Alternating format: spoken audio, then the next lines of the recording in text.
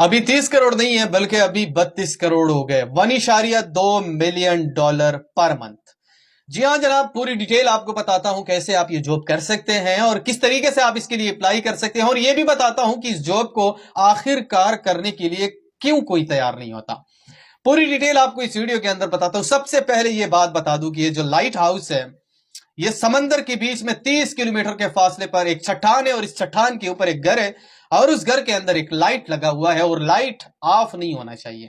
باقی آپ نے جو کرنا ہے، موج کرنا ہے، مستی کرنی ہے، یہ جو بھی کرنا ہے کرو، لیکن لائٹ آف نہیں ہونی چاہیے۔ اگر لائٹ آف ہو گئی اور 15 منٹ کے اندر آپ نے اسے ٹھیک نہیں کیا تو 32 کروڑ میں سے آپ سے 5 کروڑ روپے کاٹ لیے جائیں گے۔ دوسری بات بتاتا ہوں، سب سے مزے کی بات، یہ تاریخی چٹان ہے اور یہ تاریخی لائٹ ہاؤس ہے۔ اس کی 20 سال یا 30 سال یا 40 سال نہیں ہوئے، بلکہ یہ ہزاروں سالوں سے چلتا ہوا آ رہا ہے۔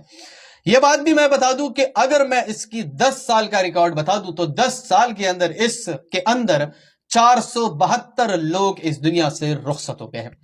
نہ وہ زخمی تھے، نہ اسے کسی چیز نے کوئی نقصان پہنچایا تھا، بس صرف لیٹے ہوئے اس دنیا سے رخصت ہو گئے تھے۔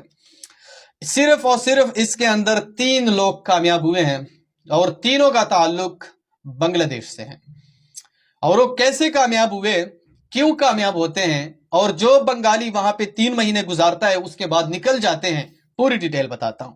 انہی سے میں نے تصویر لگائی ہے، اس کا نام ہے ثاقب اویسی، بنگلہ دیش سے اس کا تعلق ہے۔ 3 مہینے یہ وہاں پہ گزار چکا ہے۔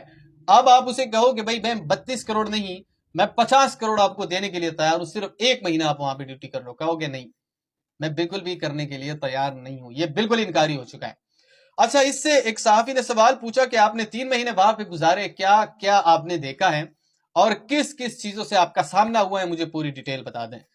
ثاقب اویسی نے بتایا کہ میں جب پہلی بار وہاں پہ پہنچا، آئس لینڈ کی دارالحکومت میں انٹری ہوئی میرے، اور پہلی بار وہاں پہ مجھ سے ایگریمنٹ لیا گیا۔ ایگریمنٹ کے اندر لکھا ہوا تھا کہ یہاں پہ آپ نے مکمل 3 مہینے گزارنے ہیں، اور اس کے باوجود بھی یہاں پہ یہ بھی آپ نے دستخط کرنے ہیں کہ اگر آپ اس دنیا سے رخصت ہو گئے تو اس کی ذمہ داری آپ کی ہوگی۔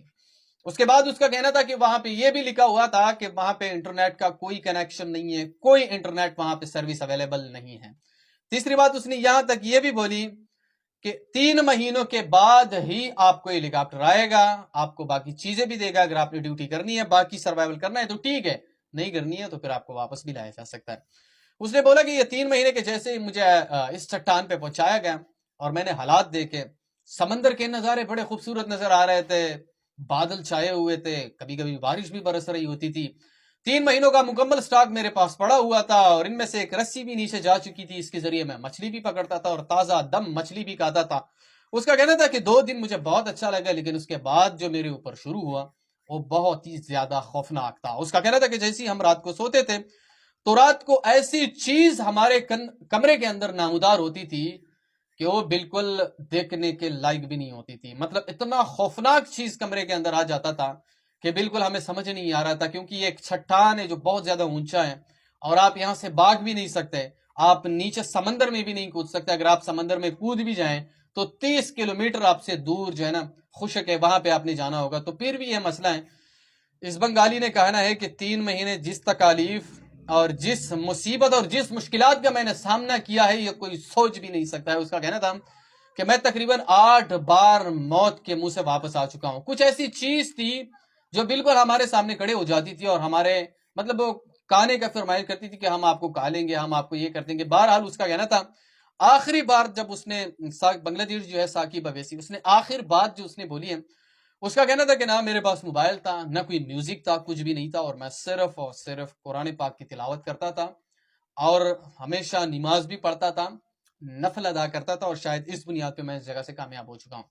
اب بھی اگر آپ کو لگتا ہے کہ میں نے اس جگہ پہ ڈیوٹی کرنی ہے تو پھر مجھ سے یا کسی بھی انسٹاگرام پہ چلا جائے، وہاں پہ اس کا فارم ہے وہ فل کر دیجئے، آپ کی انٹری ہو جائے گی۔ بہرحال بتانے کا مقصد یہ ہے کہ جتنا آسان آپ اس ڈیوٹی کو سمجھتے ہیں یہ اتنا آسان نہیں ہے میرے پاکستانیوں، یہ اتنا آسان نہیں ہے۔ یہاں پہ کوئی بھی ڈیوٹی کرنے کے لیے تیار نہیں ہے۔ وہاں پہ آئس لینڈ کے اندر جتنے بھی لوگ ہیں وہ بھی کرنے کے لیے تیار نہیں ہے، تو بھائی آپ کیسے ہو سکتے ہو کہ میں کرنے کے لیے تیار ہوں؟ اب تک 472 لوگ اس دنیا سے رخصت ہو چکے ہیں اس جگہ کے اندر، پھر بھی اگر آپ اس کو کرنے کے لیے تیار ہیں تو میں آپ کو ویلکم کرنا چاہوں گا۔ لیکن ابھی اگر میں بتا دوں تو ابھی جو سلیکٹ ہوا ہے اس کا تعلق سری لنکا سے ہے، کمیش کمار، وہی سری لنکا سے سلیکٹ ہو چکا ہے اور کچھ دنوں کے بعد وہ آئس لینڈ پہنچے گا، تو اس کی بھی ڈیٹیل میں آپ کے ساتھ پرووائڈ کر دوں گا۔ لیکن آپ لوگوں نے پاکستانیوں ٹینشن نہیں لینی ہے، امید ہی کرتا ہوں کہ آپ کا نمبر ضرور آئے گا اور آپ اس جگہ پہ ضرور پہنچیں گے، پھر ہم دیکھیں گے کہ آپ اس جگہ کے اندر کیسے سرکولیٹ کرتے ہیں اور کیسے سروائیول کرتے ہیں اور کیسے کامیاب ہو کر واپس آتے ہیں۔ ایک اور بات بھی یہاں پہ ایڈ کرتا جاؤں، کئی پاکستانی یہ بولتے ہیں کہ بھائی ہم 1 مہینہ کر کے 32 کروڑ روپے کما کے لپو چکر ہو جائیں گے، تو بھائی ایسا نہیں ہوتا۔ 3 مہینے کے ایگریمنٹ لکھنا ہے، 3 مہینے مکمل آپ نے گزارنے، کوئی جہاز کوئی مدد کے لیے نہیں آئے گا، جو بھی گزرے گا آپ کے اوپر گزرے گا۔ اس کے اندر اگر آپ کی موت بھی ہوئی وہ بھی آپ کے اوپر ہوگی، اس کے اندر جو بھی ہوگا آپ کے ساتھ وہ آپ کے اوپر ہوگی۔ یہ مکمل ایک سٹیٹمنٹ آپ نے اس کے ساتھ سائن کرنے ہیں۔ اس ویڈیو کو آگے شیئر کرو، جہاں پہ بھی وہ خوش رہو۔ اللہ حافظ۔